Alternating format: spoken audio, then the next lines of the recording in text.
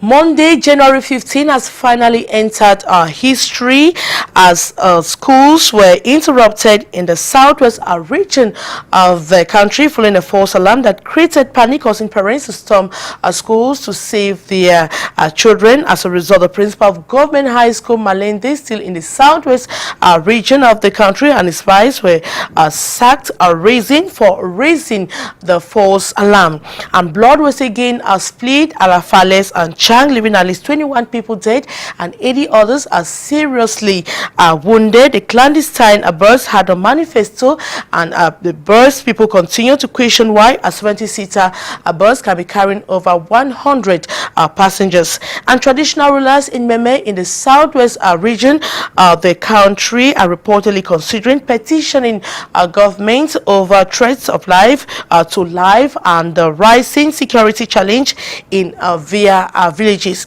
And several families have been rendered homeless in Cameroon's economic city Douala after the Douala Port Authority reclaimed back their land. And there is a growing fear in Cameroon, especially among the impoverished masses, that 2018 will be an economically difficult year than 2017. The program is News Roundup of the Week. Still this.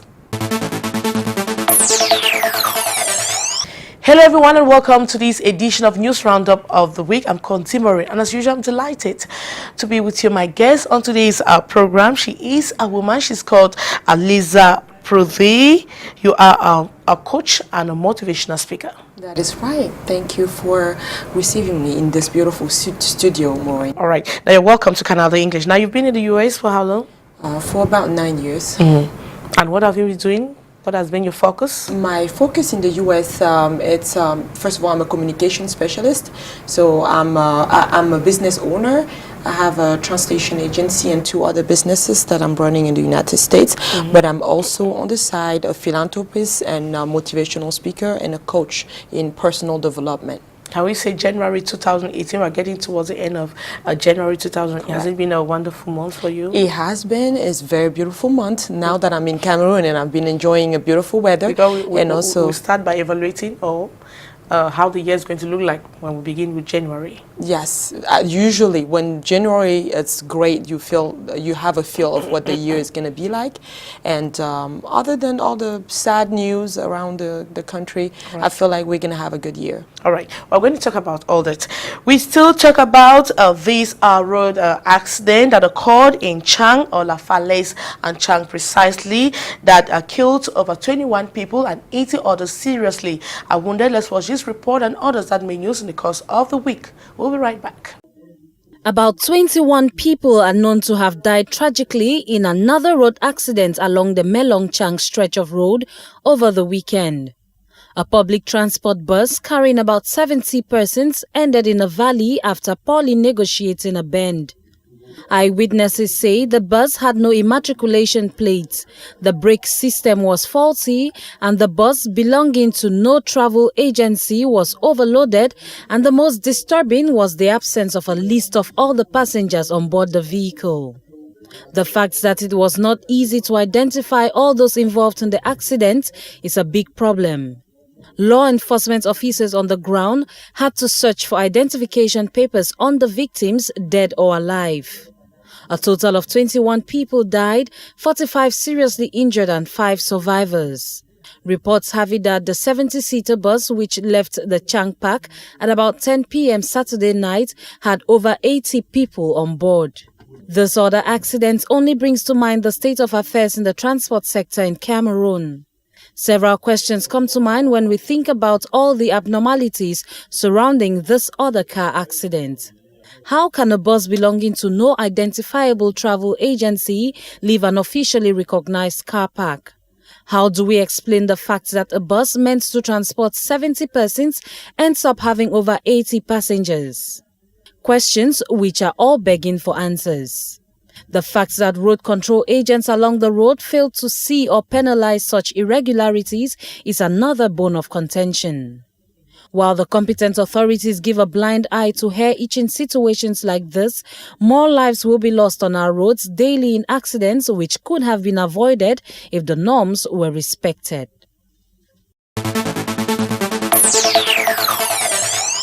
This This is the CEMAC PIN card, an international car insurance and personal liability card of member states of the Central African Economic and Monetary Community.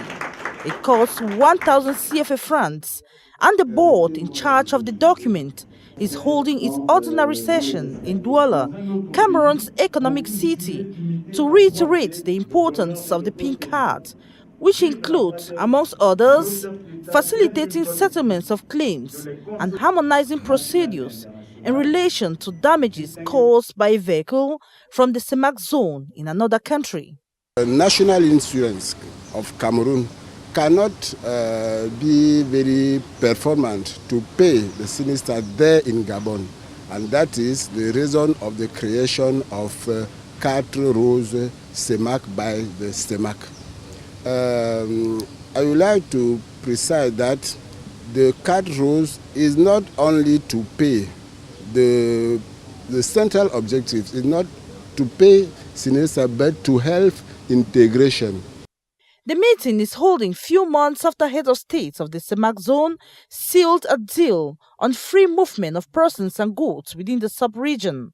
There are, however, fears that this free circulation would have a negative impact on the main corridors. The office of the CEMAC PIN card, therefore, plans to organize 2 important sensitization campaigns this year to educate road users. The PIN card was created about 2 decades ago as part of the integration of risks to which policyholders are exposed in the CEMAC zone, but it has not been fully adopted by drivers working in the transport sectors across the borders.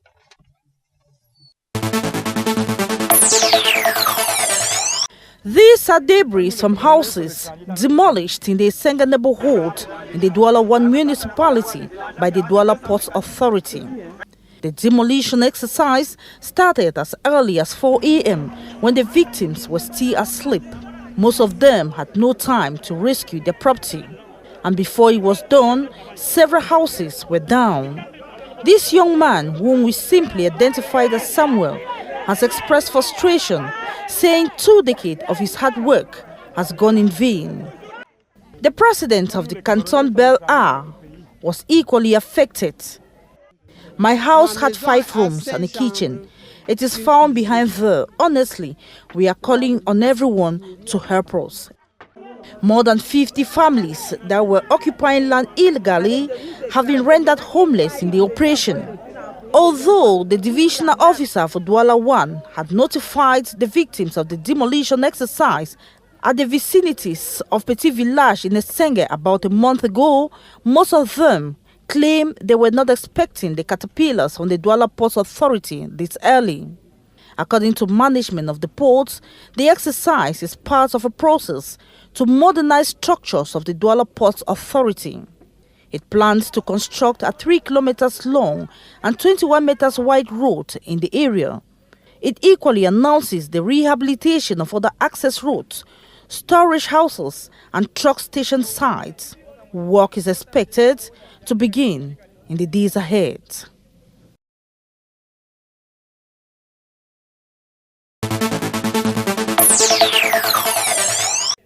After Betua in the east, the Northwest region has this year hosted the henceforth Rotary launching of national activities of the International Customs Day. The explanade of the Senior Divisional Office at the Upstation Administrative Area was chosen on this other Monday of weekly Ghost Town. The same ghost town that is part of the insecure climate threatening business expansion in the region and by extension other parts of Cameroon, reason for the theme, a secure environment for business development. The choice of Belinda was really timely made by government because of the stake we are facing in the Northwest region. And the theme of the celebration called us to put hand together to secure our economic environment for the economic activity to be done without any hitch. That's the reason why the Minister of Finance called on all the stakeholders to take their responsibility by becoming exemplary citizens fighting against the ills that are still hindering the smooth going on of their economic activity, mainly the customs services in our region and in our nation. Be it the government delegate Vincent Jindumu or the Director General of Customs Edwin Fongot Novaga, the construction of more routes linking many localities within the region and to neighboring Nigeria will greatly increase the level of business. As for the other constructed Bamenda Manfe, Ekok Enugu Trans-African Corridor, there has been fluidity of trade before the current socio-political crisis. So the customs sector here is suffering a lot from the present situation, and the good thing we got it from the governor's message that things are fast improving. We're beginning to notice increases in customs revenue over the past few weeks, and we pray that this trend should continue. During the ceremony, the Customs Department also signed a memorandum of understanding with the 7-year-old University of Bamenda, one of whose institute offers training in customs administration.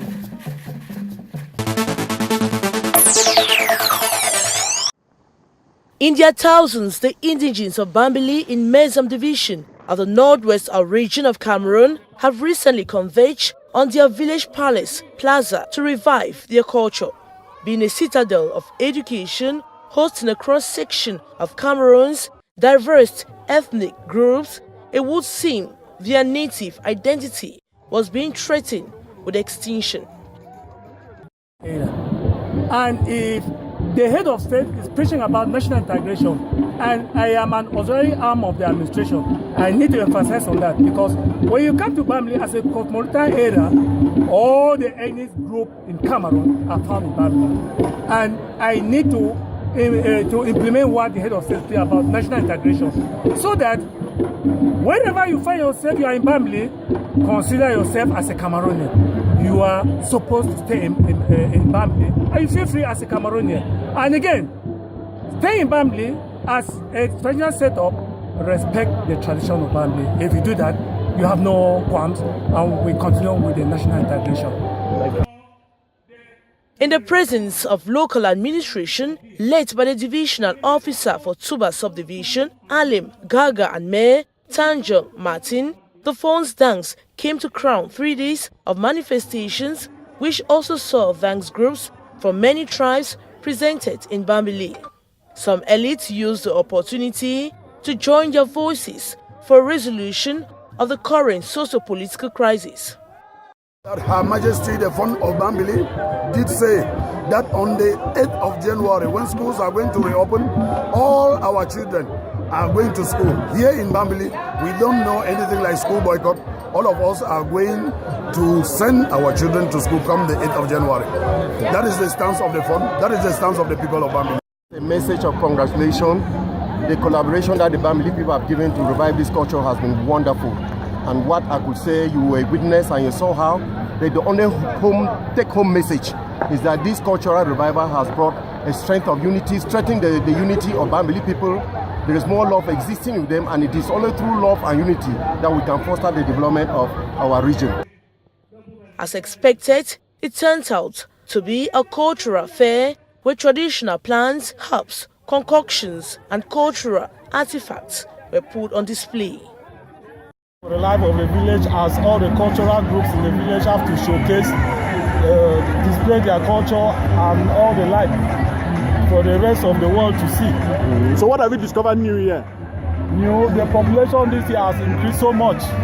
So many people have turned out in their numbers, indigenous and non-indigenous. Yes, and they are demonstrating, everybody is happy. You can see the environment, people are enjoying. All ended in a free-for-all open-air dance, drinking spur, and merrymaking on this primary school field next to the Phones Palace.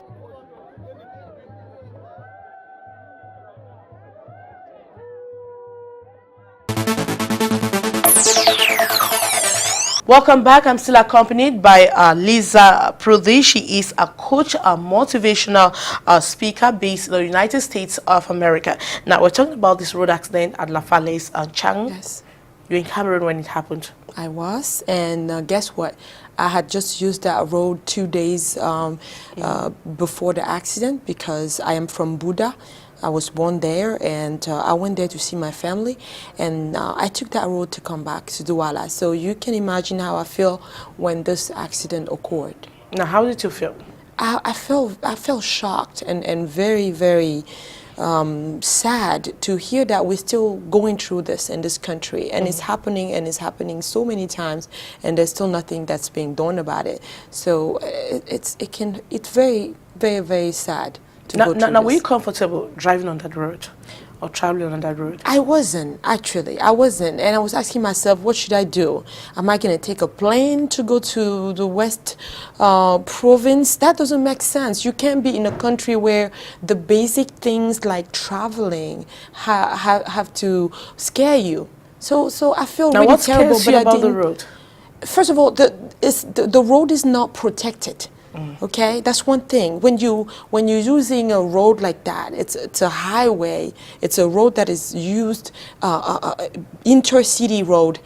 You need to protect it. That's the first thing. The second thing is that the road are too narrow for all the people using that road. You have trucks on there, you have buses, you have people using their own cars, driving, going back and forth on that road. So I feel like the safety of people was not in the mind of the people that actually built that road, and something has to be done about it. All right, now let's look at the bus itself. Yes. This is a clandestine bus carrying over 100 passengers. Now, what's your take on that?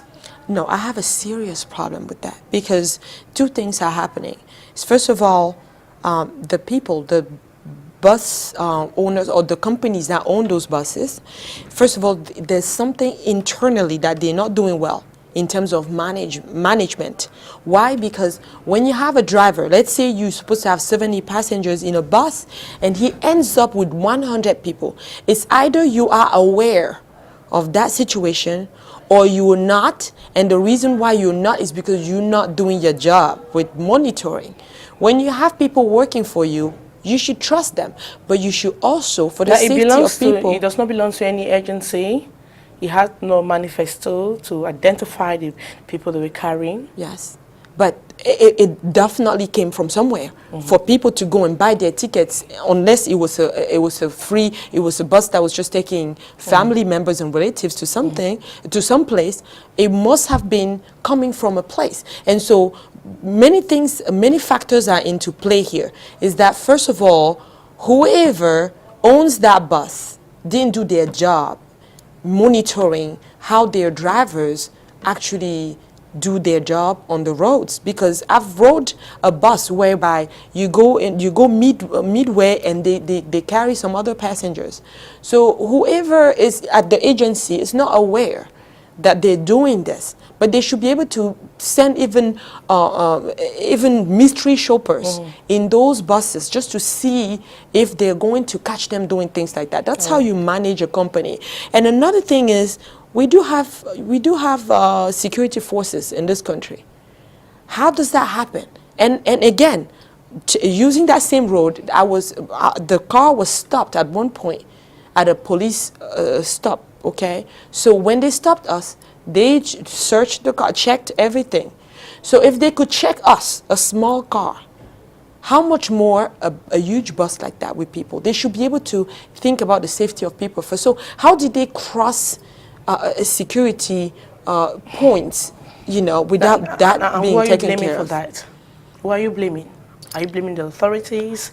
Everybody is involved in this. Okay, so if the authorities, if they do their job well, this will not happen. If people are conscious when they're doing business, it's not just about making money, this will not happen. If we have a driver who is sensitive to people's safety, even his own safety, he will not do this. So I think there's a real need for people to raise awareness that there is a danger on the road, and we cannot increase that danger with our behaviors. All right. The 17th of January clocked 1 year since Agbombala, one-time president of the Ban Anglophone Consortium, was arrested. To make this a 1-year anniversary, the barrister law is speaking about the Anglophone crisis. Let's talk about these and other issues that make news in the course of the week. We'll be right back. His arrest and that of other Anglophone leaders came following unfruitful discussions and disagreement with the government of Cameroon on how the Anglophone crisis should be resolved. 1 year since the arrest was effected, Barrister Felix Agwonkongo is now speaking out. The Cameroon Anglophone Civil Society Consortium was banned by the government of the Republic of Cameroon. Its leaders were arrested, and the internet was cut off in the southwest and the northwest regions. Amongst the leaders that were arrested was Barrister Nkongo Felix Agbombala, who was the president of the consortium, and the Secretary General, Dr. Fontem Niba. Some of the other leaders of the consortium were forced to go into exile. We were arrested and taken to Yaoundé, where we were charged, amongst others, with secession, terrorism, group rebellion, incitement of civil war. He lauded the resilience of the people of southern Cameroon, which he says saw them through. Our people, during this period, were very resilient. They stood up as one man to fight against the kidnap of their leaders, to fight for the restoration of our lost culture, for the restoration of our tradition. Agbombala calls on the Anglophone Cameroon to push for the release of all those incarcerated in line with the Anglophone crisis. You continue to fight, you continue to give the necessary support so that our brothers who are in jail, the Manchos, the Pen, and the leaders who have currently been arrested, that each and every one should be released. He also calls for an inclusive dialogue with all parties to be represented. Agbombala has cried foul on the current refugee crisis that has seen thousands of Cameroonians move to Nigeria, and has called on the government to make the environment conducive enough for Cameroonian refugees to come back home.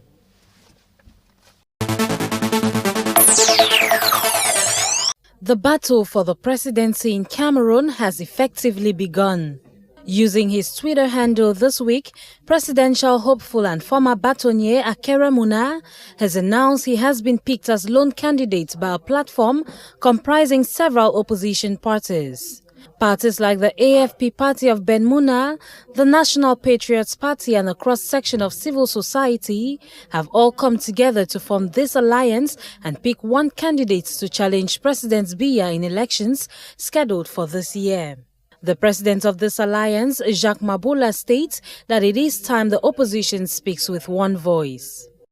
Cette idée m'a fortement séduit. We spoke about this within our party, and the party's presidential candidate, Bilay Olivier, also agreed to the plan because the most important thing is working for the growth of the National Patriots Party.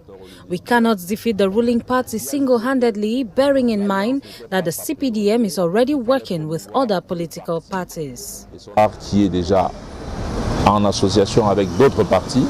As the presidential elections draw closer, political parties are already strategizing, and observers believe only an excellent plan can defeat the ruling CPDM party, which is a heavyweight. Lorsque les partis politiques iront de manière... It will be near impossible to defeat the CPDM, which is deep-rooted and has been in power for several decades. Political parties need to merge and form a coalition to be able to overthrow the party. As individually, they cannot do much against the CPDM. Pour que les candidats puissent s'associer afin justement d'apporter le changement requis. According to the Secretary General of the Alliance, Ali Sadio, they will deliberate and try come up with just one candidate to represent each locality in the municipal and legislative elections. Meantime, they are throwing in all their supports to their presidential candidate Akere Muna, who made known his intention to run for the presidency last year.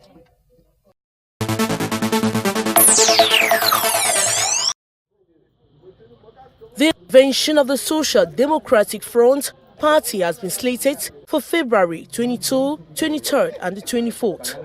It is one of the major decisions taken at the National Executive Committee meeting for January that held throughout the weekend in Bamenda. Presided over by the National Chairman, Ni John Frondi, the over 27-hour meeting was worth the salt, according to the first chair. It surprises me. Cameroon is a sinking ship. People are running away for the first time in our history. We even have refugees. Parents don't know how to feed their children any longer. Cameroonians don't want to register on the electoral register because of lack of hope in the future. And you would have asked the question that why did we only sit down for 2 days? We should have sat down for 7 days, because the problems at stake are even more than what you can do in the more than 27 hours of meeting time we just had. Though the Green and White Color Party says it is ready for any election, they have castigated the President of the Republic for not announcing the electoral calendar in a year when 5 elections are expected to be held, so that all contestants should be on the same wavelength. As for the burning Anglophone question, the ASF qualifies the arrest of the leadership of the secessionist movement in Nigeria as abduction. ASF. Abduction, you mean? Because to my mind, we don't know where they are. And I do not yet know who has arrested them and where they are. Why do I say so? Because if they were arrested by Nigeria, we would normally have an action by the Attorney General on repatriation or non-repatriation, and will become a problem or a matter before the Federal High Court of Nigeria. I've kept my ears open. I'm not yet getting what has truly happened. Honorable Bandam, with the crisis already having spilled over beyond national borders, the party chairman is expected to head a delegation to take relief supplies to the thousands of Anglophone refugees on Nigerian soil. Food, we take medication. Is it the first time? We went to Boko Haram, we contributed money. Those who were in hospital, we took them food and money. Our problem has been to have an exact number of the refugees we had out there, so that jointly we are going to contribute. We are agreeing on how much each and every one of us will contribute, so that we make a package and we drive to the refugee camps and feed our people. At the moment, committees have been set up to begin preparations for the Bamenda Convention, where over 3,000 delegates are expected. Total panic in schools across the southwest region of the country. A rumor circulating on social media stipulating that unidentified individuals attacking schools created fear in amongst the population. I saw people running, then started running right down here. Bumaka. I don't know. Everybody just ran. Everybody was going inside. Everybody. Even the staff, everybody.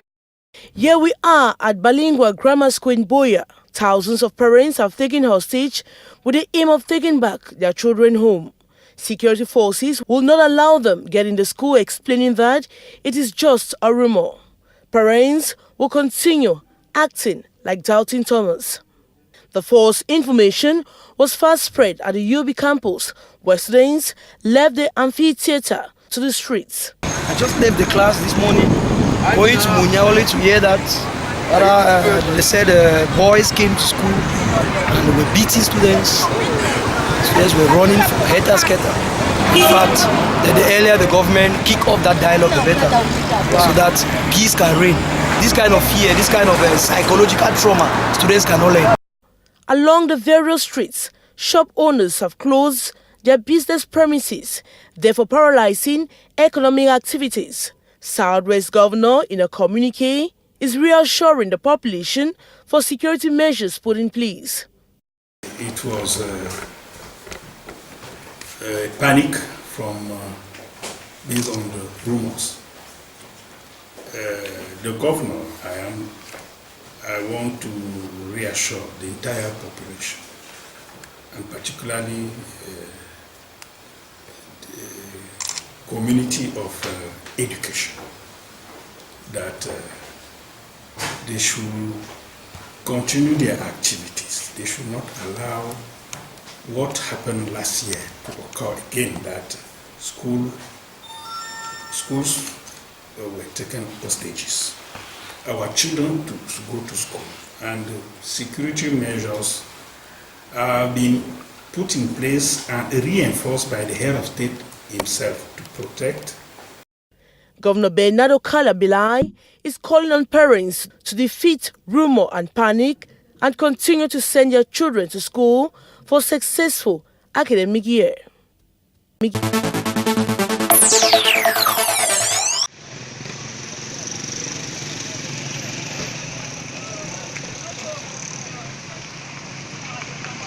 Total commotion here at the government primary school, Upper Costain Tiko, southwest Cameroon. Parents, guardians rushing helter-skelter to collect their kids from school. A similar situation at most schools in Tiko this Monday, January 15, 2018. Reports have it that a group of unknown men invaded schools in Moyoka, Ikona and Boya, all in the southwest region, disrupting classes, and the fever could immediately be felt in Tiko, Mutengeni and Limbe as schools were thrown into a total pandemonium. Around 10:30 this morning, and I got a call from my in-law in my 14 that people are scattering school in my 14. So I had to run home, I should run to my daughter's school and take her. That is why I'm here. Well, you know the situation that we're facing. Most of these guys, I don't know them, that they are attacking schools. So just that fear, just safety first. I don't have to save my child before try to look what is happening. Here at Government Primary School Upper Costain Tiko, tense parents eager to take their children back home had no choice but to wait as the pupils were blocked in their classrooms and the administrator said the situation was under control. Parents say the safety of their kid is primordial. I don't want to take my kid back. My problem is that if my kid at school compound can be in security, I have no problems. Yes.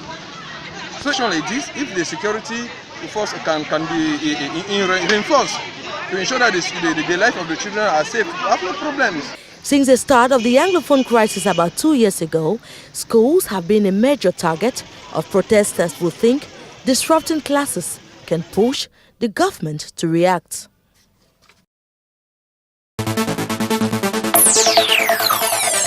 Welcome back. I'm still accompanied by Lisa Pruvi. She is a coach and a motivational speaker from the United States of America. She is in Cameroon for a program. Now, I want us to talk a little bit about this insecurity in maternity. Yes. We still have stories of stolen babies. Yes. Now, what's your take on that? We have a case that happened in Guzang Batibo in the northwest region of Cameroon, where a family has taken a hospital hostage asking for one-day-old baby.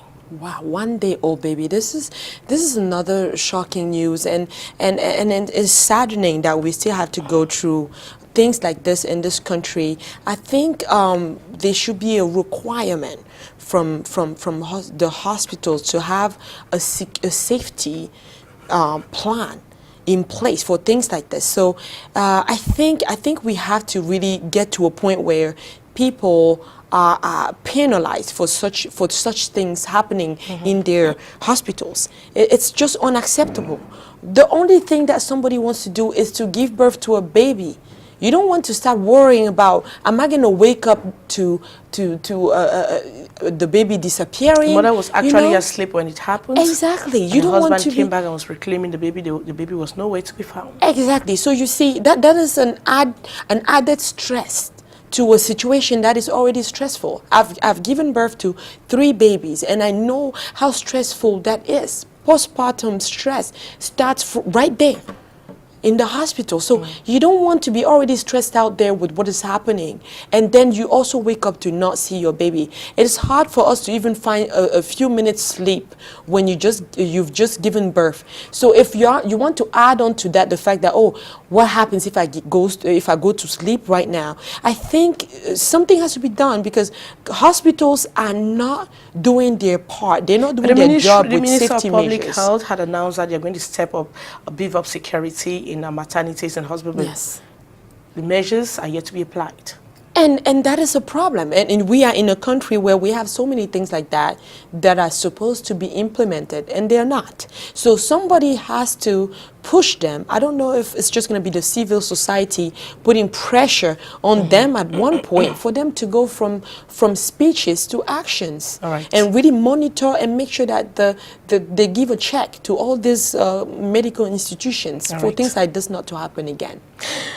Now we talk of a story of stolen baby immediately after birth. This happened in Guzang Batibo in the northwest region of the country. We'll be right back. Another baby has been reported missing at the Integrated Health Center in Guzang Batibo in the northwest region of the country.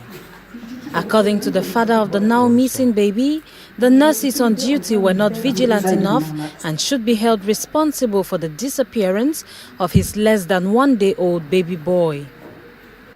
I really can't explain how my baby disappeared. How do we explain the fact that a baby who's less than 1 day old disappeared within a period of 10 minutes in a health center with several nurses present?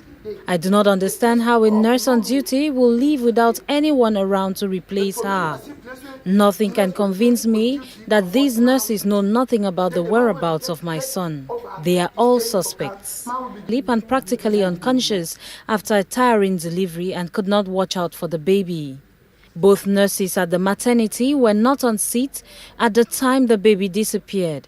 The father of the missing baby boy, who was still unnamed, reported the disappearance to the competent authorities. I reported the matter to the Gendarmerie Brigade. All the nurses who were on duty are now in detention. They have to be questioned. In the maternity ward, the baby's cot as well as his blanket and other items are still in place. The bed of the new mother, with all her clothes and bed wraps, are still on the bed. While the victimized family is in shock and desperate to find their newborn baby, investigations have been opened into the matter.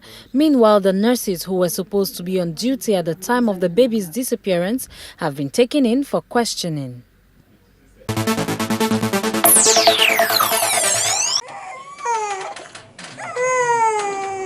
The distress cry by this 8-day-old baby is a true presentation of the pains she is going through. The baby was born with hydrocephalus, a congenital anomaly presented by an extremely big head. The abnormal size of the head, that weighs 4 kilograms, attracted a huge crowd of curious visitors in Fumban. We carried out an echography. We also discovered the child was presenting a hydrocephalus, which is an abnormal big head that could not come out through the woman's vagina. At about 8 p.m., she was operated upon. We removed the baby that was affected by hydrocephalus. The 21-year-old mother of the baby is unable to raise money for the child to be operated upon. She was abandoned by the man who impregnated her. Neurologists say an operation is needed to address the organic defect. We are asking for the help of persons of goodwill to help this underprivileged family and the child so that the baby can have a normal life and a normal growth. The apparently confused mother of the baby is pleading for financial assistance from the people of goodwill.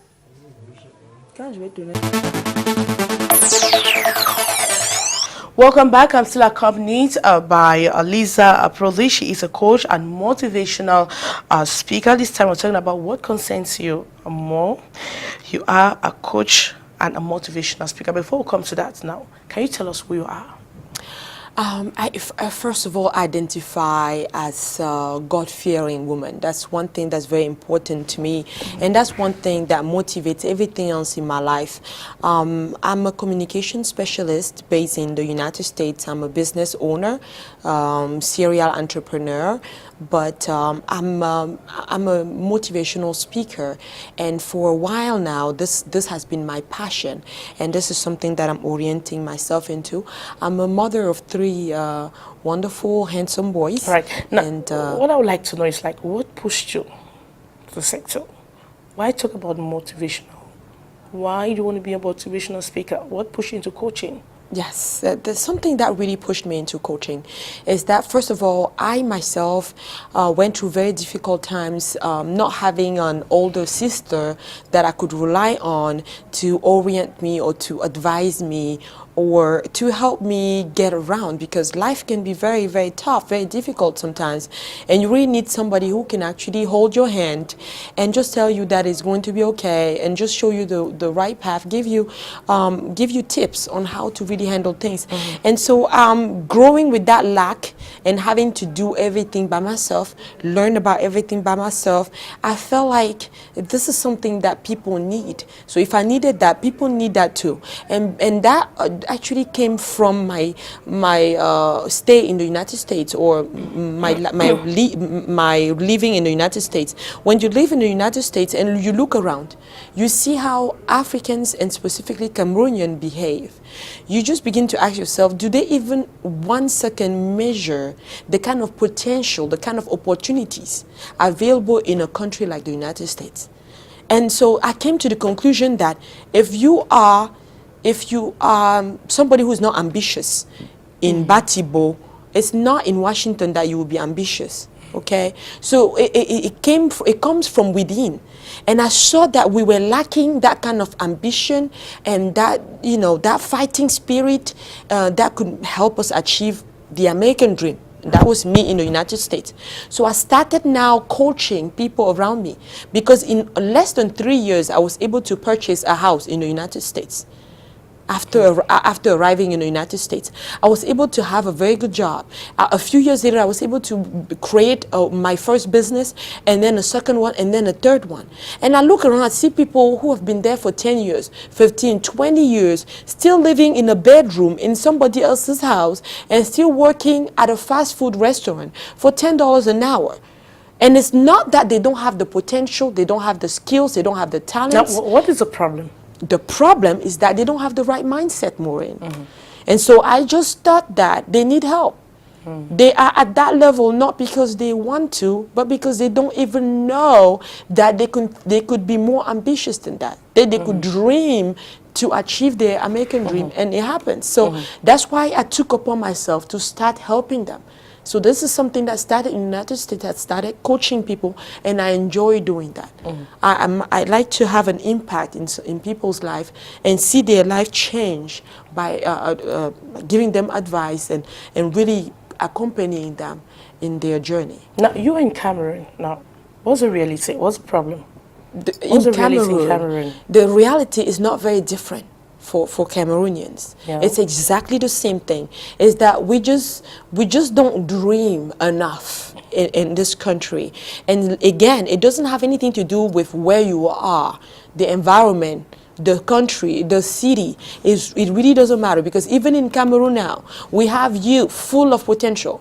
We have women. You are impressed when you see things that they could do, but they are not feeling that they have the ability to dream bigger than what they're currently doing. So my duty when I came here was to say, okay, let's do something. Let's boost their mindset so that they can do a self-discovery and actually find the talents that they have, and help them put an action plan into place where they could actually go ahead and work hard to achieve their dreams. Now who are the victims here?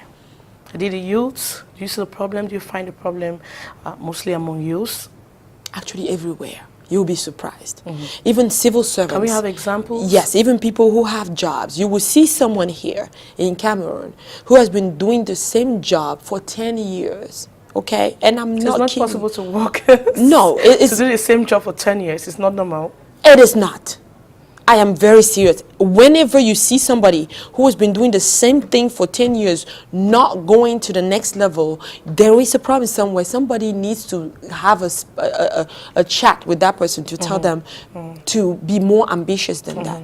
You can be in the same type of activity, but you can actually grow in what you're doing. You can expand. I'm going to take an example.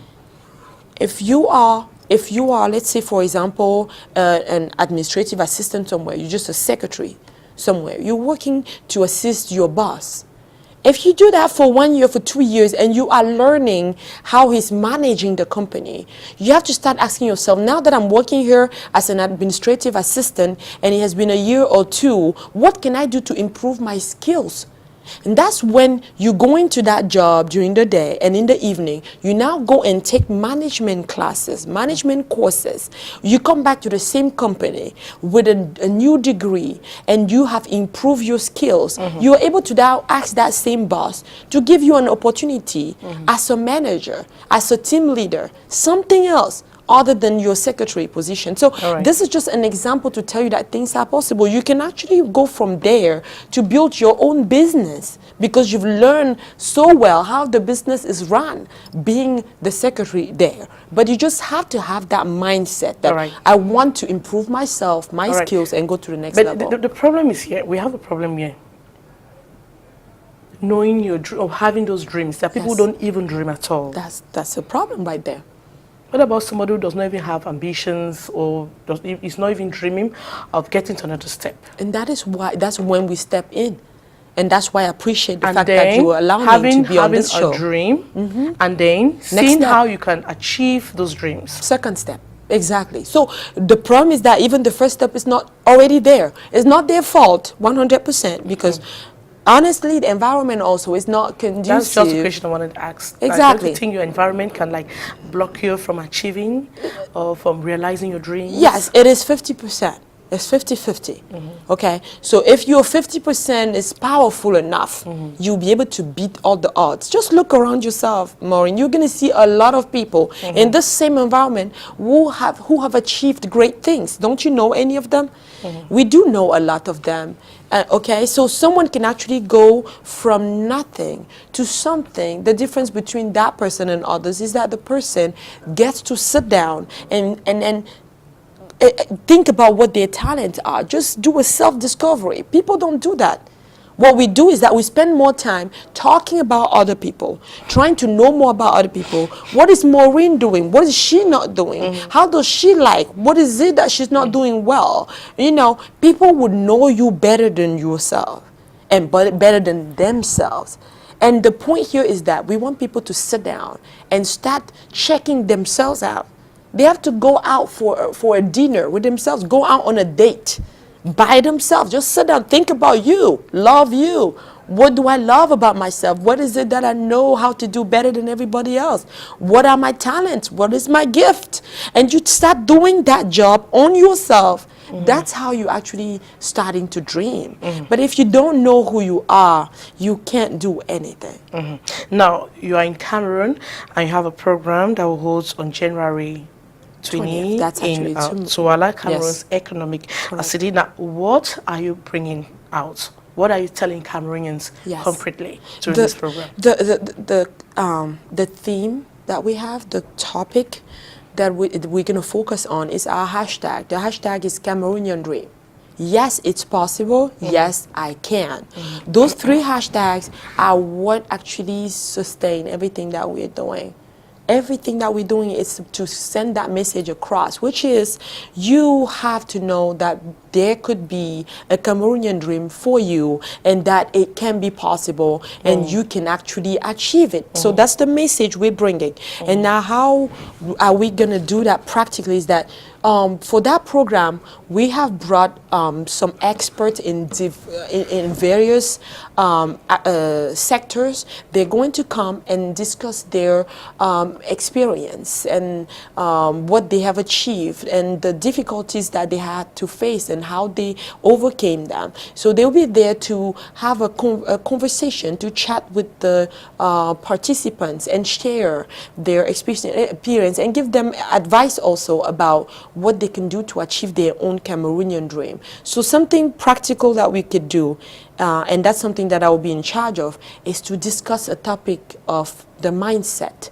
So I'll be able to show them how you can actually learn about the potential that you have and how you can go from there and have an action plan on how to implement and put your talent into action for you to achieve your dreams and to achieve success.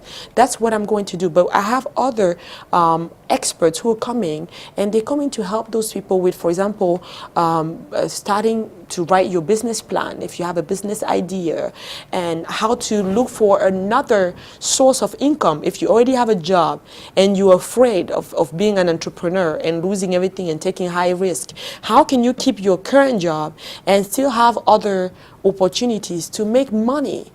And for those who don't want to even explore that at all, how can you stay in the professional environment if you are not a risk taker, but at least be excellent in your professional environment? Those are the things that we will be discussing. Now, do you have a target group? Everybody is actually invited. Just to tell you an example, we have a 63-year-old lady who's very interested in that program because she used to live abroad and she came back to Cameroon, and she thinks that so the age things does not she can stop you from age will not having stop dreams. anybody from having dreams and achieving them. Some people actually become billionaires when they turn 50 or 60. Because there are people who think that maybe I'm 60, there's no need there is to continue dreaming. There is. You can. There are great things that you would achieve when you're even already on retirement. Now, are people like adhering to the concept? A lot of people. At this point, the event is even sold out.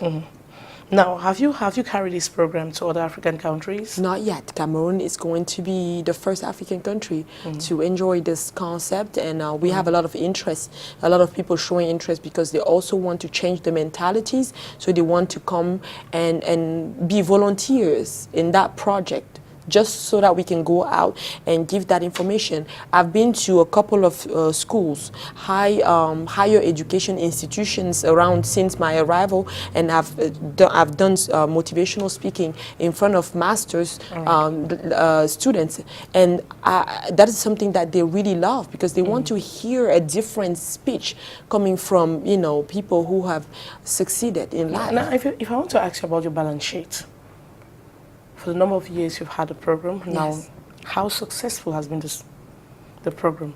Have you had people come back to you telling you that I achieved this because I heard you talking about this, I was motivated? I have a lot of testimonies, I receive them every single day.